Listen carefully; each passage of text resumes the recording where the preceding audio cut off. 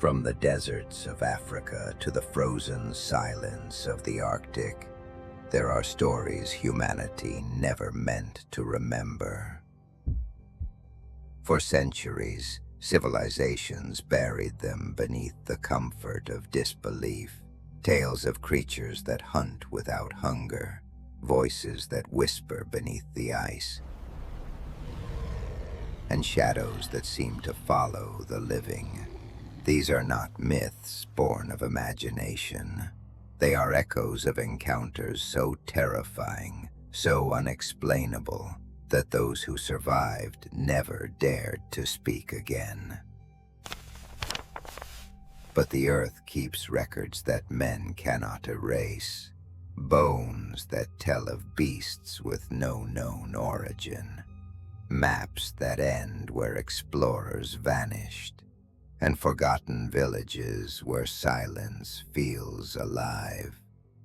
We have always believed that progress keeps us safe, that our cities and machines have tamed the wild. But the wild never sleeps. It waits, patient and unseen, for the day we wander too far again. Tonight, we step back into those forgotten corners of the earth, places where science fades and fear begins. From the haunted plains of Tsavo to the icy tombs of the Arctic and the jungles that swallow men whole. These are true accounts, preserved in history, whispered by those who dared to return. And when we finish this journey, one question will remain. What else is still out there?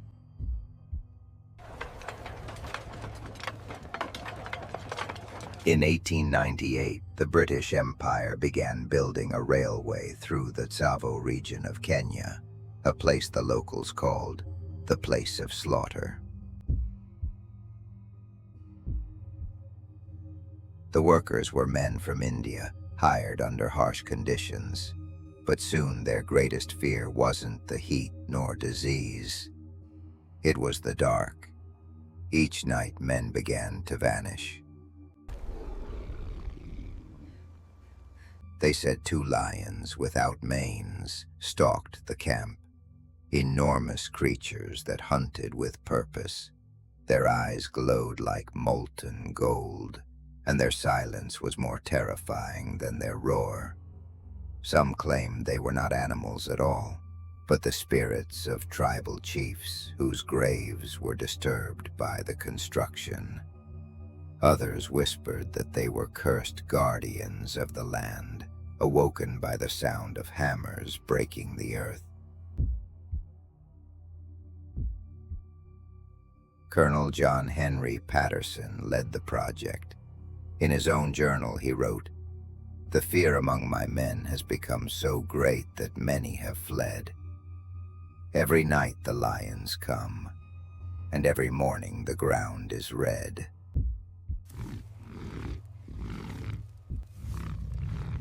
For months he tracked the beasts, finding shredded tents, half-eaten bodies, and paw prints as wide as his hand.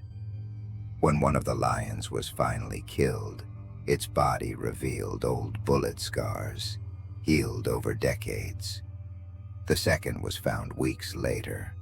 Both were abnormally large, nearly 10 feet long, and displayed behavior no zoologist could explain.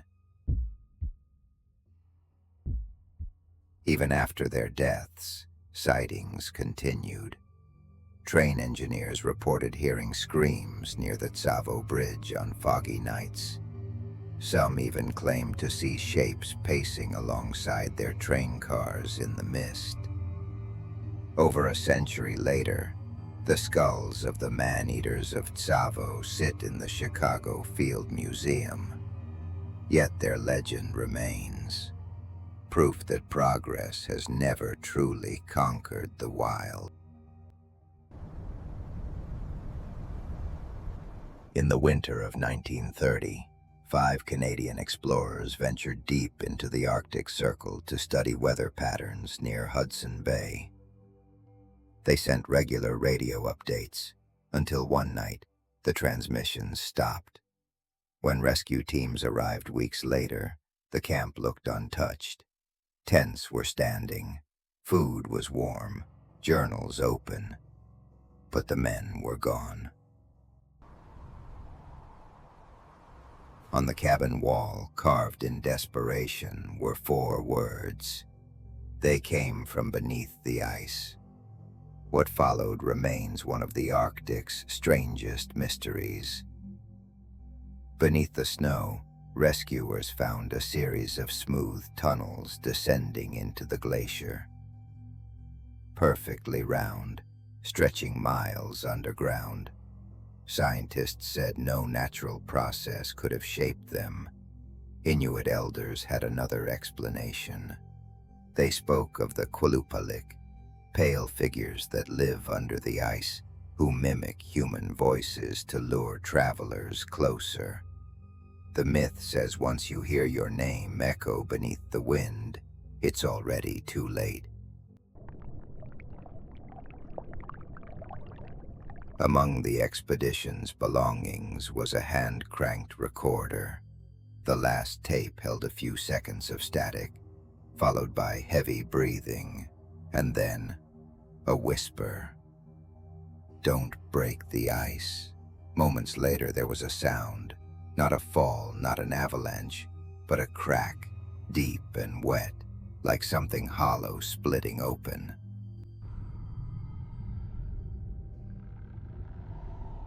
The rescuers fled, leaving their equipment behind. No one ever returned to that site. Today, the Arctic wind still howls across that frozen wasteland, and locals swear that on certain nights, you can hear faint knocks beneath the ice, as if someone below is trying to get out. In 1922, Belgian explorers navigating the Congo River found an abandoned village in the deep jungle. Fires still burned, and meals sat half-eaten, but no one was alive. Inside the huts were piles of bones, broken pottery, and human remains showing clear bite marks. Hundreds of people had vanished or consumed each other.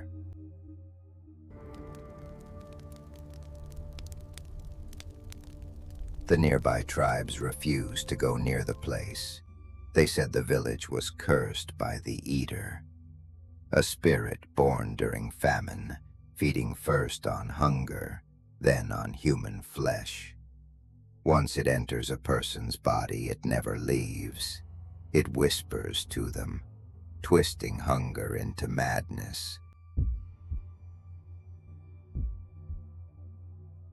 The explorers documented their findings, photographs, sketches, notes, but soon, strange things began happening at their own camp. They heard chewing sounds at night, though no one was eating. One of them, a man named Gérard Dubois, began acting erratic. His final diary entry read, "It's inside me now." Days later, his team found him dead, his mouth filled with soil. When a relief team arrived months later, the jungle had reclaimed the camp. Vines over tents, bones under roots, and they too never made it out. Today, locals call that region the mouth of the forest. They say when the wind passes through the trees, it sounds like someone chewing. Slow, steady, endless. In Siberia's frozen wilderness lies Lake Ozero, a mirror of ice stretching endlessly under the northern lights. In 1957, 3 hunters camped nearby. At midnight, one of them heard his name, whispered from beneath the ice. Thinking it was a joke, he stepped closer. The sound grew clearer. "Come closer." Then silence. Moments later, the ice beneath him cracked open. Only his rifle and footprints were found the next morning. Local villagers tell of miners who drowned there decades earlier when a shaft collapsed under the lake. Their bodies were never recovered. They say their spirits are trapped beneath the surface, calling others to join them. Every winter, one fisherman disappears, and when spring thaw comes, the ice moans for hours, as if something below is breathing again.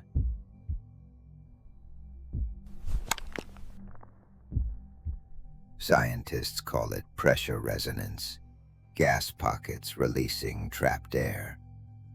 But the hunters who live there know the truth. They say if you hear your name carried on the wind near the lake, run. Because the dead are still calling. Between 1890 and 1960, over 30 expeditions vanished across Africa, Asia, and the Arctic. Every one of them leaving behind the same symbol, a spiral within a circle, carved into stone, wood, even frozen caves. It appeared across continents, drawn by different cultures, long before radio or flight. No one could explain how these teams, separated by oceans and decades, all documented the same mark before disappearing. Some called it coincidence.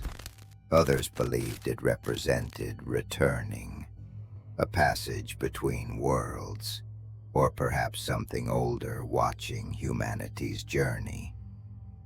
The few who survived described hearing a sound before the disappearances, a deep rhythmic vibration, like a heartbeat within the ground. When they followed it, they saw light, not sunlight, not firelight, but something moving through the mist, pulsing like breath. One survivor from 1959 wrote, "The light was alive, and it was waiting for me." No trace of him was ever found again. From Tsavo to the Arctic, from Congo to Siberia, the pattern is the same. The unknown doesn't come to us. We walk to it. Across centuries, we've given names to things we can't understand. Demons, spirits, monsters. But maybe they're all the same face, seen through different mirrors. Fear is humanity's oldest language, and the world still speaks it back to us.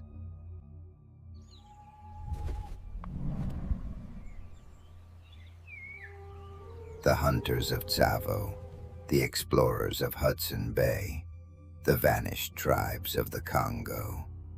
Each faced something ancient, something watching, and each story ends the same way, a scream swallowed by silence.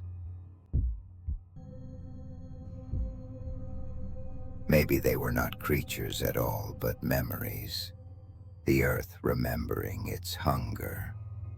And maybe we too are being remembered, because sometimes when the wind moves through an empty field or a frozen valley, it sounds less like nature and more like something breathing. What if we were never alone? What if the dark wasn't empty, just patient? The world is vast, our understanding small, and perhaps The greatest monsters we fear are the ones that remember us still. You've been watching HauntLoom. Not every story ends with an answer. Some doors are meant to stay closed, but we looked anyway. Now something might be looking back. Subscribe before the next story finds you, because the truth may sleep, but it never dies.